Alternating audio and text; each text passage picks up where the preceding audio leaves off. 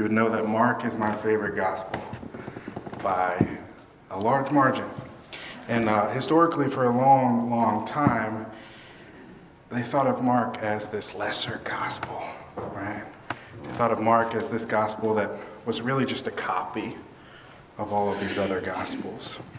But as time went on, they realized that Mark was probably the person that was the closest in terms of proximity and also in terms of the accuracy of his story.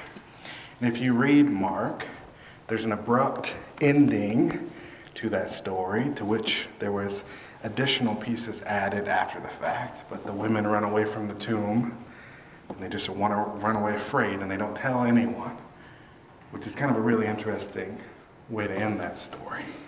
And Mark is also interesting because Mark doesn't feel the need to touch on the ancestry of Jesus. Doesn't feel the need to touch on the birth of Jesus, the childhood of Jesus, or any point before Jesus started his ministry.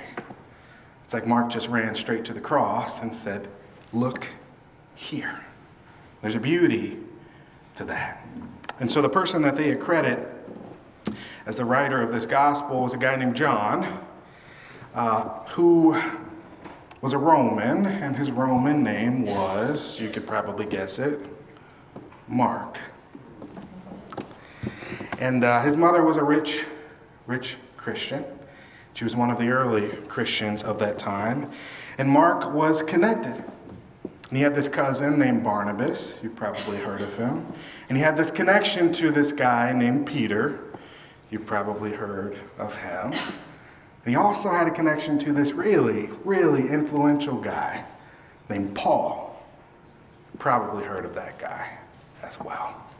And so Mark would go along on these journeys, these missionary trips with Barnabas, also with Peter, and particularly with Paul. And at one point in this journey of a number of years, Mark goes on a missionary trip with Paul.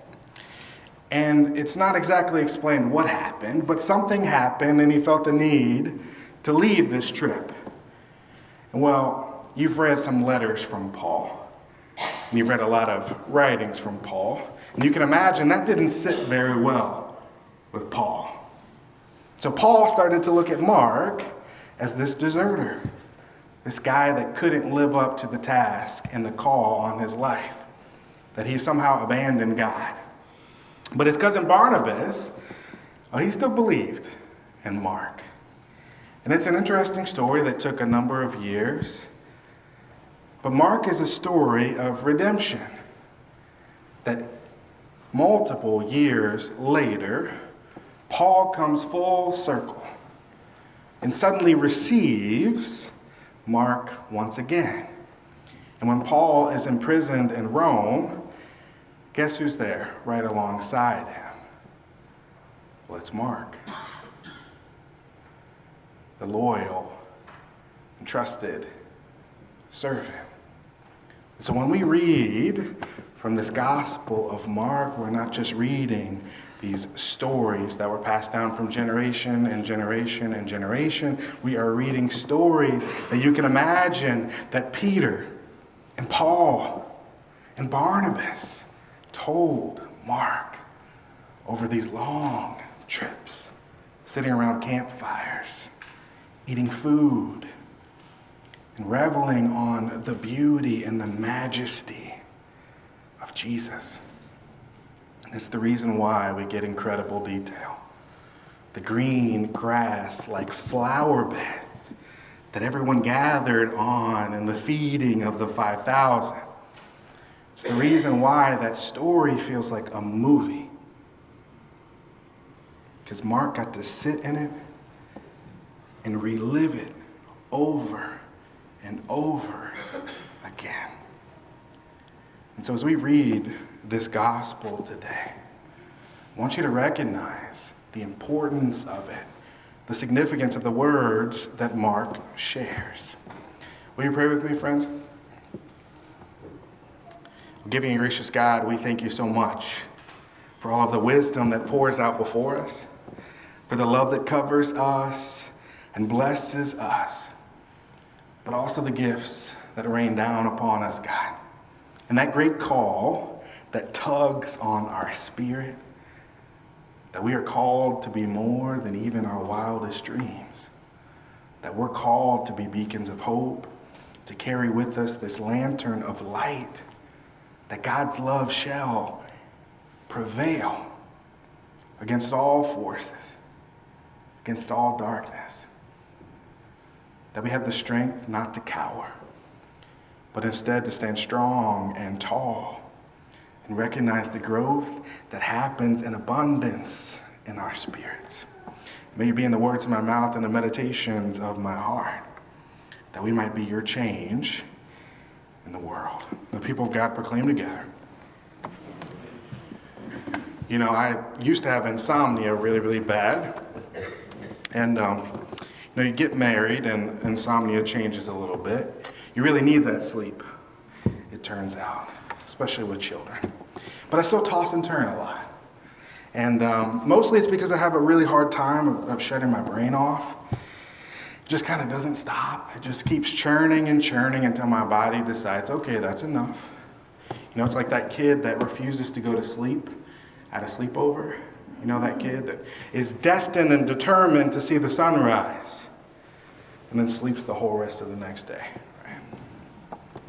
And so I toss and turn. You know, I wake up every hour or so and I fall back asleep, and then I repeat the process over and over and over again until it's finally time to get up. And the thoughts that occupy this space, well, they're often productive. You know, they often open doors and help develop processes and help me grow and evolve. But sometimes, in those corners of my mind, the thoughts trip me up and they send me into the spiral. And I had one of those thoughts this week that I pondered and pondered. It's a great word from the Psalm today. And it was this: I wonder what God thinks of the Cybertruck. Yeah, it's a transformative thought, clearly. If you've been living under a rock, which I don't think any of us have, well, you don't know that Tesla finally released its long-anticipated Cybertruck model of vehicle. And it's an electric pickup truck that looks like anything but. A glorified refrigerator on wheels, just bound to gather some attention, I suppose. And so naturally, it's become this point of controversy. And there's a lot of discussion about its quirky appearance, about whether it's the future of vehicles with straight lines and sharp points. It's like something the Martians left behind to prank us. And getting to see a couple up close over the past couple months, it really is a sight to behold. Raise your hand if you like the look of Cybertrucks. Raise your hand if you don't like the look of Cybertrucks. That's a lot of hands, right? Now, what do you think God thinks of it? You know, it's a multi-layered question, right? But a valid one, probably. Or maybe I'm just a little sleep deprived. You know, the real signature piece of the design is these sharp edges and these straight lines. Perfectly straight lines are not something you see in nature. If you've ever tried to make an arrow out of a tree branch, you would know this. It's just not common. Can you imagine the silhouette of the Cybertruck in some nature scene? It would look odd, wouldn't it? Might fit in on Mars, though. But we like straight lines, don't we? If you look around the room, the architecture, we like straight lines and sharp edges, and we like 90-degree angles. We like it in life, right? I mean, without straight lines, we wouldn't have stripes, we wouldn't have plaid, and we wouldn't even have Argyle. I mean, what would we do without Argyle? Think about that for a minute. But I wonder if all of these straight lines, if they've gone straight to our head. I wonder if we become these linear thinkers. You know, the shortest distance between any 2 points is a straight line, right? You probably learned that in school, but you know what else?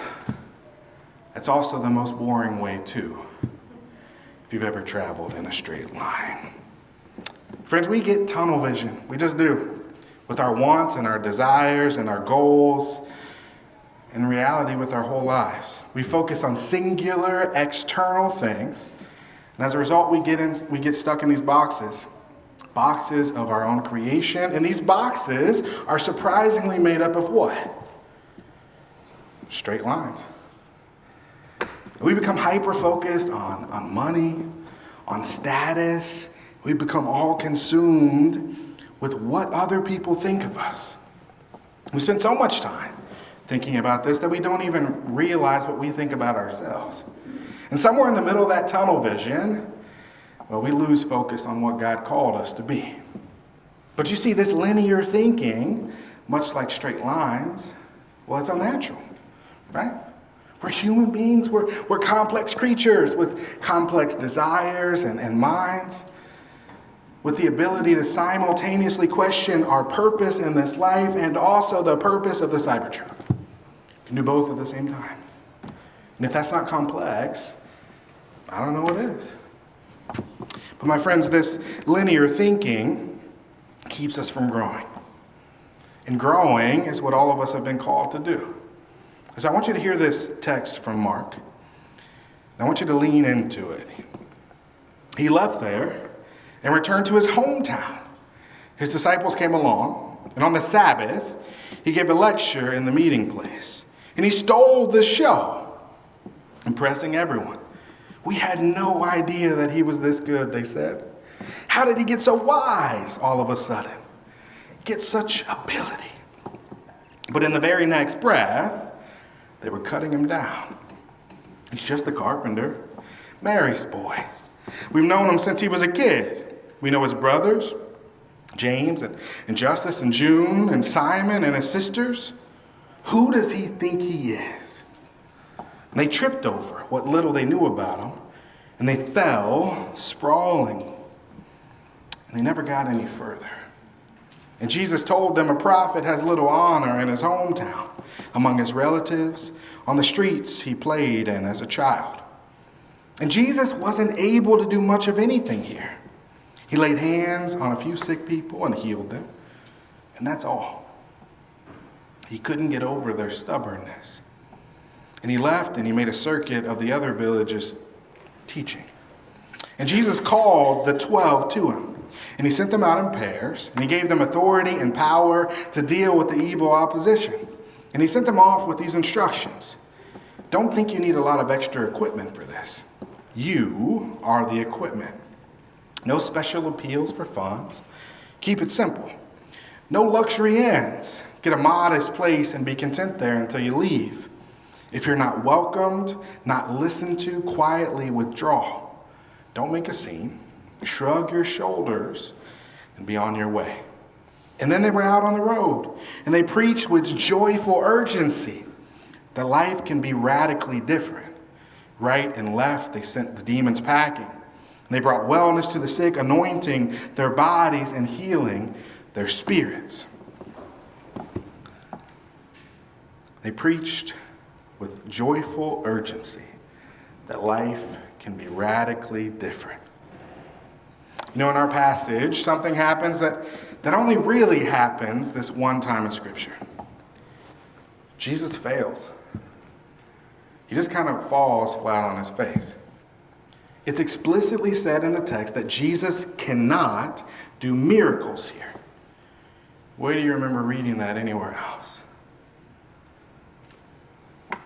And why exactly is that? Because of a lack of faith. Even Jesus, the almighty, the all-powerful Jesus, couldn't get over that stumbling block of a complete and utter lack of faith.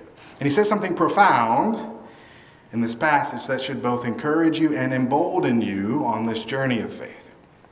He says a prophet has little honor in his hometown among his relatives, on the streets he played in as a child.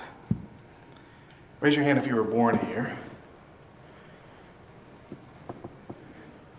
Raise your hand if you've lived here for most of your life. A lot of hands. The truth is, we don't play well with change. We just don't. Especially when it comes to things that we think we know. Even simple things. Like, do you remember some years back when they decided that Pluto wasn't a planet? Did any of you change the way that you talked about the solar system? Or did you just keep on trucking with Pluto as a planet? No, people didn't shift their understanding because it's what they've always known. So imagine if you could see a radical change in a person that you've known their entire life. But the reality is you wouldn't. Even if they did change, you wouldn't see anything different. You would still see the same old person. The same old person standing right in front of you. And that's exactly what happened to Jesus in his hometown, a place where he should have been received like a king, like this hero. He's cast aside as just a carpenter. He's just Mary's boy. And they have no faith in him. And ultimately, they have no faith in God. As if to say, we know Jesus, and there's no way that God would choose this guy to be a messenger. But were they right? Not even remotely. I want you to think about Jesus. And imagine for the 30 years living in that town, surrounded by those people, shoving his hands in his pockets and pushing those gifts down. And that call on his life down, and listening to all of the people around him treat him just like a regular person. And waiting, listening for the call of God on his life.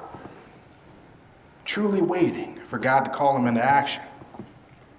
You know, I have a feeling a lot of you can relate to that feeling. Because the truth is, you've been holding back your gifts. You've just been shoving them deeper and deeper in your pockets, hoping that the call on your life was just a misdial. That they called the wrong number. Waiting for God to call you to some easier task than to stand in the light and be hope. And I have a feeling that you're more afraid of what people would think of you if you changed than you are of the actual change itself. What would they say? Would people treat me differently? Well, they'd probably say that you're just a carpenter. And there's no way that you, with all your flaws, would be chosen by God. But here's the thing. I bet you that somebody all the way in the back of that room was listening to Jesus and was ready to change their life. They were right on the edge, sitting there. They were ready to step out of the straight lines and to pivot their life. And I bet that they saw radical change standing in front of them, and they left inspired, not dejected. I bet that they saw change and realized that they had the power to do it too. You know, there's this famous quote by Marianne Williamson, and it says, "Our deepest fear is not that we are inadequate. Our deepest fear is that we are powerful beyond measure. It is our light, not our darkness, that most frightens us." And we ask ourselves, who am I to be brilliant, gorgeous, talented, fabulous? Actually, who are you not to be? You are a child of God. Your playing small does not serve the world. There's nothing enlightened about shrinking so that other people won't feel insecure around you. We are all meant to shine, as children do. We were born to make manifest the glory of God that is within us. It's not just in some of us. It's in everyone. And as we let our own light shine, we unconsciously give other people permission to do the same. As we are liberated from our own fear, our presence automatically liberates others. Our fear of being all that we are destined to be, well, it traps us until we finally allow ourselves to grow the wings we need to fly away. And my friends, I can't tell you the gifts that you're suppressing, but I know that they're there. And I can't tell you the change that's necessary in your life, but I know that it's coming. And I can't tell you what God thinks of the Cybertruck, but I do know what God thinks of you. And I have a sneaking suspicion that you do too. Live boldly, love loudly, and grow in grace. And may your life always be a reflection of the change that started with that. From Jeremiah 1, before I formed you in the womb, I knew you. Before you were born, I set you apart. I appointed you as prophet to the nations. Thanks be to God. This is the hope of God set free. These are your talks. It's